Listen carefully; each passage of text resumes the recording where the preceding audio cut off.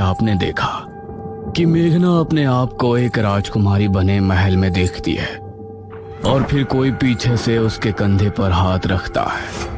तभी वो चीखती हुई नींद से जाग उठती है। अब आगे। अरे क्या हुआ मेघना? मेघना की सांसें तेज तेज चल रही थी। उसके माथे पर पसीना आ गया था। कुछ बोल तो, क्या हुआ? बहुत ही अजीब सपना देखा यार। देख, मुझे लगता है तो इस गांव की झूठ मूठ की हिस्ट्री के बारे में ज्यादा ही सोच रही है। हम लोग बस मृत्युंजय अमृत का सैंपल लेते हैं और निकलते हैं यहाँ से, ठीक है? इस पर मेघना ने हल्के से हाँ में सर हिलाया। लेकिन सच कहा जाए तो असल में वो अपने साथ हो रही और इस गांव में घट रही हर एक घटना का रहस्य जानना चाहते थे। सुबह सुबह चीखना चिल्लाना बंद करो और दोनों हाथ मुंह धोकर नाश्ते के लिए आ जाओ। ये कहकर ठकुराइन वहां से चली गई।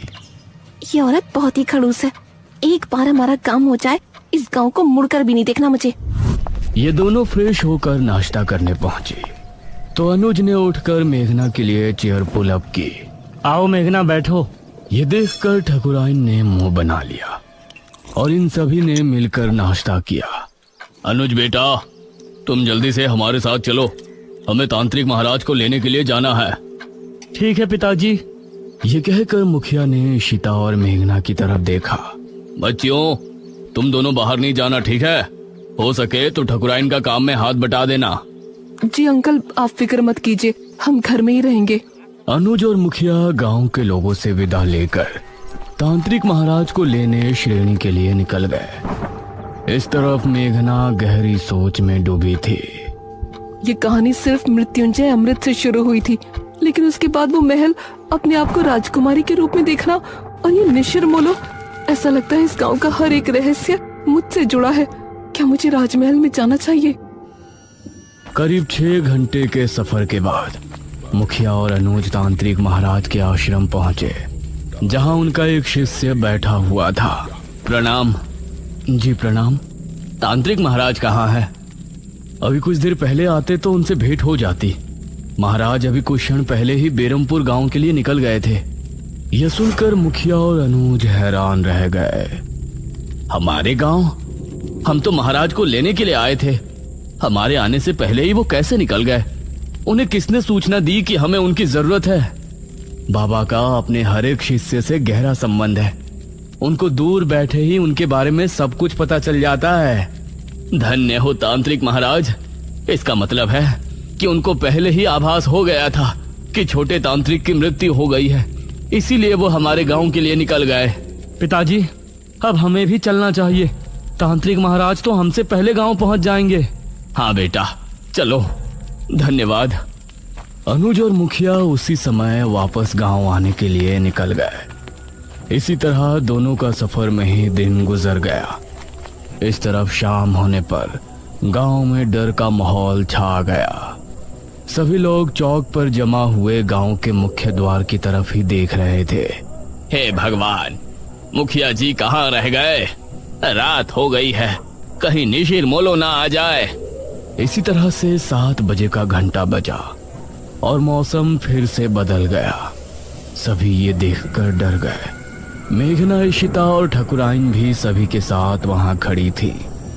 तभी उन्होंने मुख्य द्वार से किसी के कदमों की आहट सुनी और धीरे धीरे आंख से साफ हुआ तो सामने से तांत्रिक महाराज आते हुए नजर आए। अरे, ये तो तांत्रिक महाराज हैं।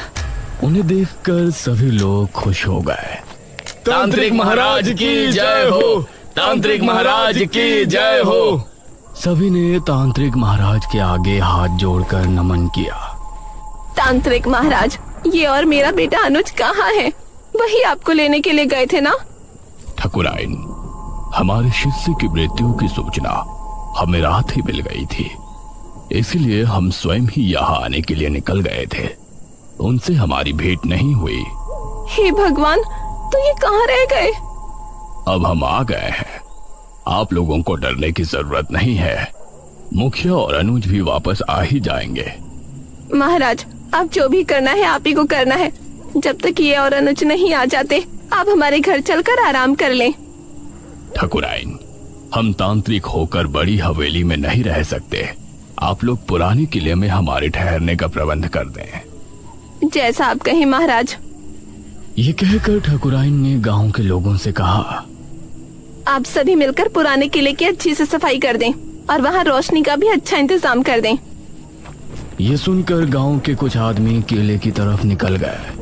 बाबा वहीं चौक पर बैठे रहे। उन्होंने आंखें बंद की और ध्यान मग्न हो गए। शायद वो सोच रहे थे कि आखिर कैसे निशिरमोलो से निपटा जाए, और मेघना के दिल में भी कई सवाल उठ रहे थे। तकरीबन 1 घंटे तक किले की सफाई का कार्य चला और तभी अनुज और मुखिया भी वहां पहुंच गए।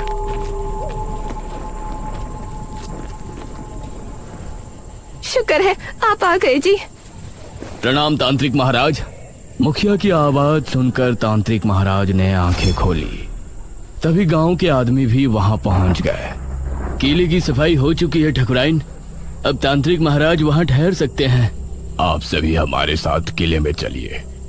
निशिरमोलो इतने सालों बाद कैसे वापस जाग उठे, ये जानने से पहले हम सभी को निशिरमोलो की पूर्ण कहानी को दोहराने की जरूरत पड़ेगी। अब सभी लोग मिलकर किले में पहुंचे। तांत्रिक महाराज एक ऊंचे टीले पर बैठे थे।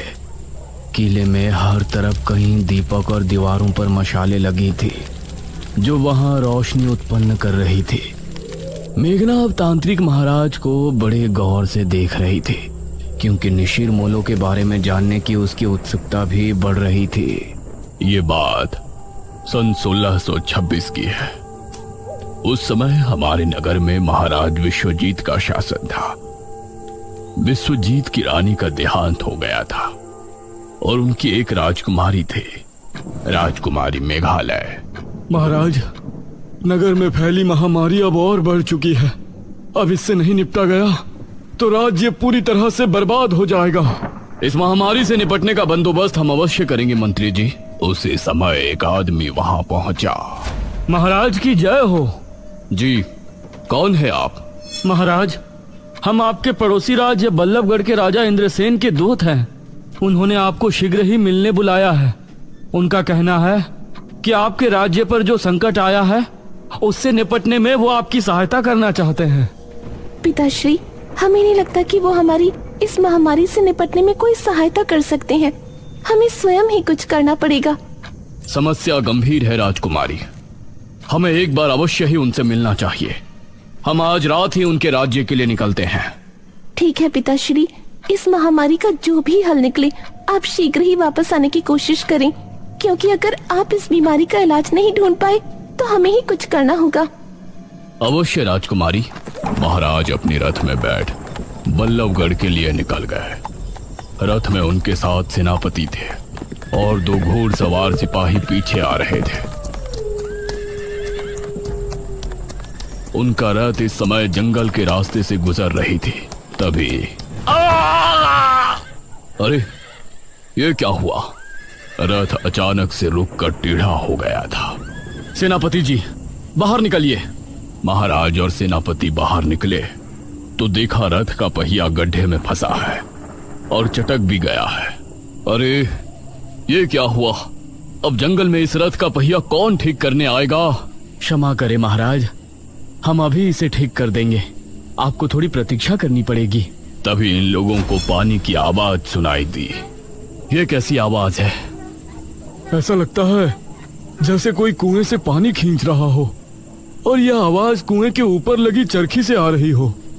आइए देखते हैं। राजा और सेनापति उस दिशा में गए तो वहां उनको कुएं पर एक औरत पानी भरती नजर आई। उसके बाल बहुत लंबे थे, वो दिखने में बहुत ही खूबसूरत थी और वेशभूषा से आदिवासी लग रही थी।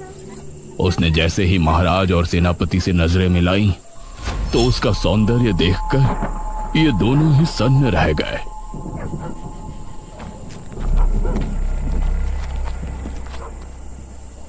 अरे, आप तो हमारे महाराज लग रहे हैं। प्रणाम महाराज। प्रणाम। क्या नाम है आपका?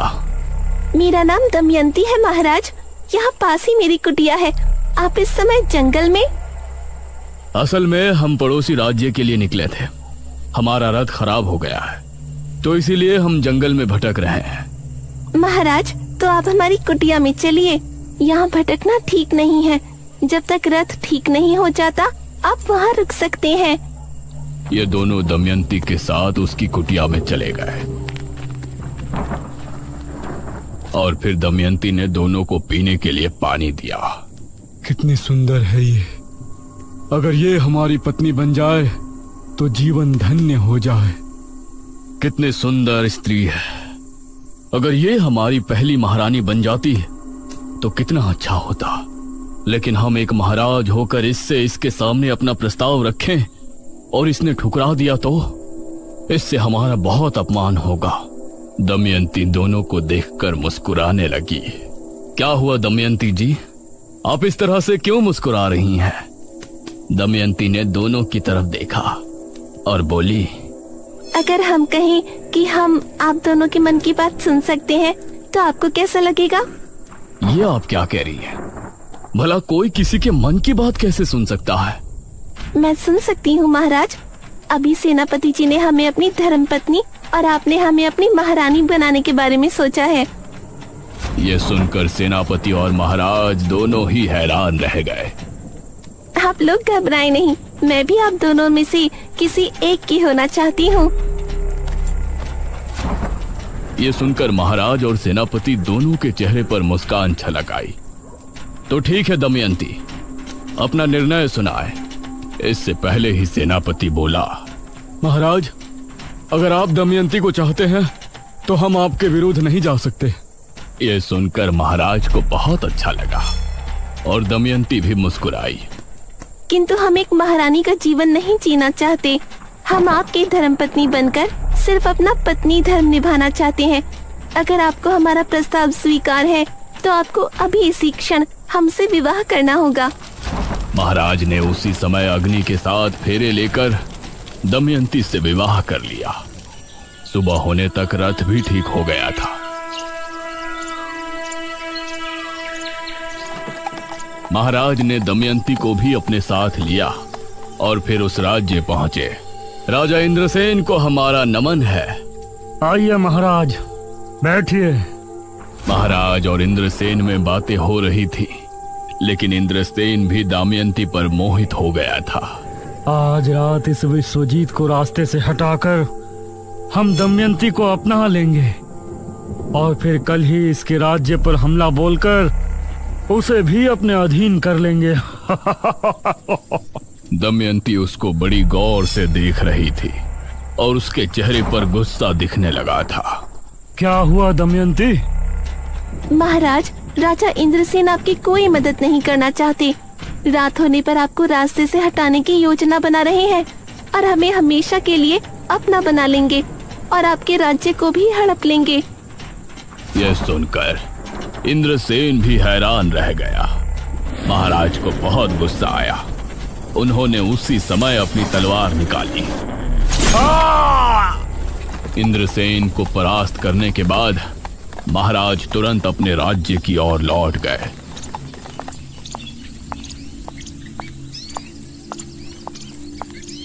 राजकुमारी बहुत चिंता में थी। प्रणाम पिताश्री। क्या बताया इंद्रसेन ने? क्या उस महामारी का कोई हल निकला? इंद्रसेन ने हमें बहाने से वहां बुलाया था।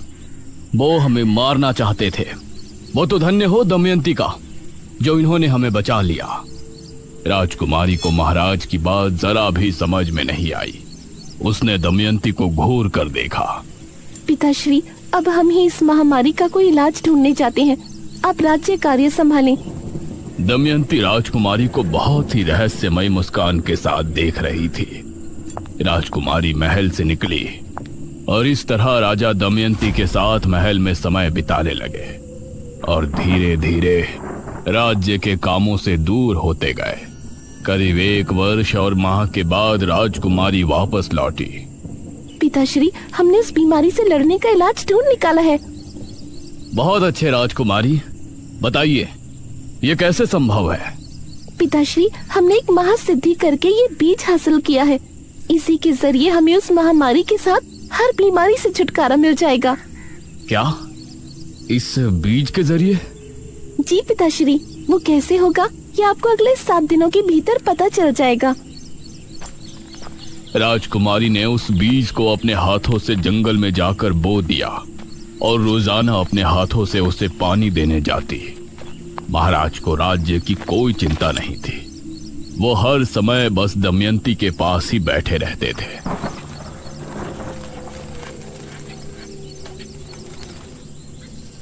सात दिनों के बाद राजकुमारी महाराज, मंत्री और सेनापति को लेकर जंगल पहुंची। उन्होंने पाया कि पेड़ बहुत ही हरा भरा हो गया है और उससे हरे रंग का पदार्थ टपक रहा है। ये क्या चमत्कार है राजकुमारी? पिताश्री, ये मृत्युंजय अमृत है। इसकी 3 बूंद पीने से बड़े से बड़ा रोग दूर हो जाता है। हम इसके जरिए राज्य में फैली महामारी का खात्मा कर सकते हैं। वाह राजकुमारी, बहुत अच्छे। उसके बाद राजकुमारी ने अपने राज्य के सभी बीमार लोगों को वो मृत्युंजय अमृत देना शुरू किया और अगले 2 माह में वो महामारी राज्य से पूरी तरह से खत्म हो गई। राजकुमारी इससे खुश भी थी, लेकिन महाराज के दमयंती के करीब जाने और हर दम चिपके रहने से चिंता में भी थी। तभी एक दिन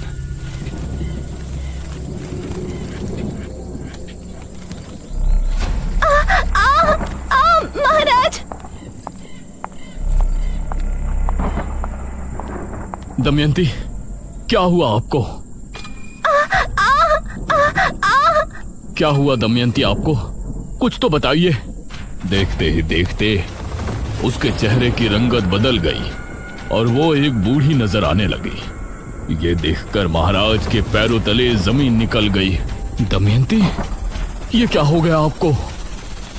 महाराज, असल में मैं कोई आम स्त्री नहीं हूँ, मैं एक डायनी हूँ। क्या? एक डायनी? हाँ महाराज, एक डायन जवान मर्दों को मारकर अपनी उम्र बढ़ाती है, लेकिन मैंने वो करना उचित नहीं समझा। इसलिए आज जब मेरी आयु 100 वर्ष हो गई है तो मैं बूढ़ी हो गई हूँ। अब अगली एकादशी की रात मेरी मृत्यु हो जाएगी। नहीं दमयंती, हम आपको ऐसे मरने नहीं दे सकते।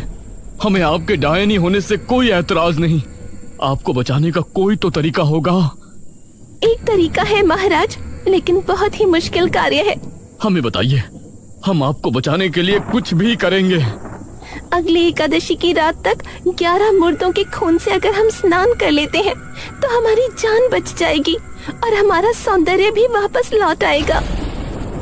महाराज ने अब दमयंती को बचाने का प्रयास शुरू किया। राज्य में जब भी किसी की मौत होती तो उनके घरों से उनकी लाश को उठवा लिया जाता था और इसी तरह 10 लाशों के खून से दमयंती को नहला दिया गया था। इससे परेशान होकर मंत्री ने राजकुमारी को सब बताया। राजकुमारी, राज्य में हाहाकार मचा हुआ है। महाराज दमयंती को जवान बनाने के लिए मृत लोगों के शव का अंतिम संस्कार नहीं होने दे रहे हैं। उनके शव को बुरी तरह से काटा जाता है और उनके खून से दमयंती स्नान करती है। इससे प्रजा बहुत क्रोध में है। क्रोध की बात तो है ही मंत्री जी। मृत्यु के बाद जल्दी अंतिम संस्कार न किया जाए तो ये मृतक और उसके परिजनों के साथ नाइंसाफी होती है। वो कभी भी मोक्ष के द्वार से होकर नहीं गुजर सकते। हम पिताश्री से इस विषय में बात करेंगे।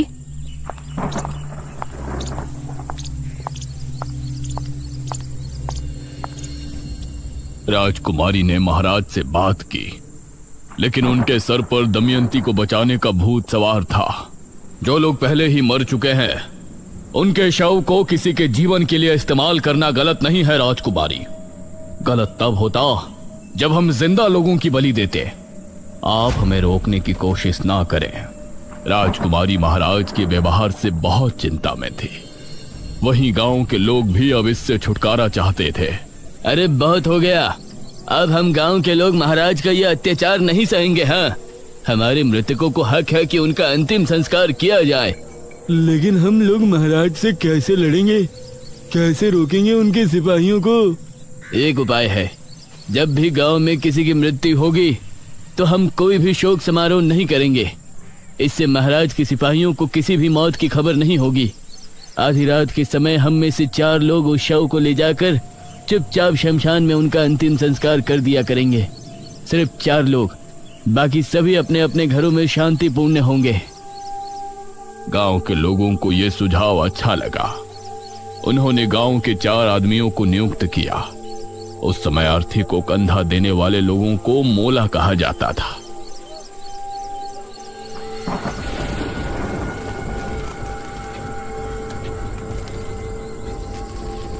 ये 4 लोग रात के समय निकला करते थे, इसीलिए इनका नाम निशिर मोलो रखा गया। अब जब भी कोई मृत्यु होती तो 4 कथई लिबास वाले आदमी निशिर मोलो बन के उस शव को कंधा देते और उसका चुपचाप अंतिम संस्कार करके वापस गांव को लौट आते। समझ नहीं आ रहा, पूरे 15 दिन हो गए, अभी तक किसी के घर कोई मृत्यु नहीं हुई है। ऐसा कैसे हो सकता है? अगले दिन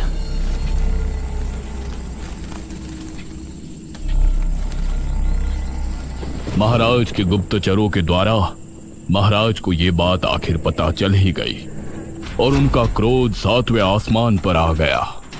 वो जो भी 4 लोग हैं, हम उनको मार कर ही दम लेंगे।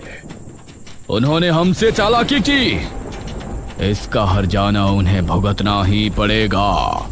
महाराज ने अब अपने गुप्त सिपाहियों को तैनात कर दिया था, जो छिपकर रातों को जागकर गांव पर नजर रख रहे थे। एक रात निशिर मोलो एक अर्थी लेकर निकले। यह शनिवार की रात थी, तो उन गुप्त सिपाहियों ने निशिर मोलो को रोक लिया। अब तुम लोगों को कोई नहीं बचा सकता, कोई नहीं। बहुत दे दिया हमारे महाराज को धोखा। उन सिपाहियों ने इन 4 आदमियों को मार गिराया और फिर शव लेकर महाराज के पास पहुंचे। उस शव को दमयंती के कक्ष में पहुंचा दिया गया और सुबह होने पर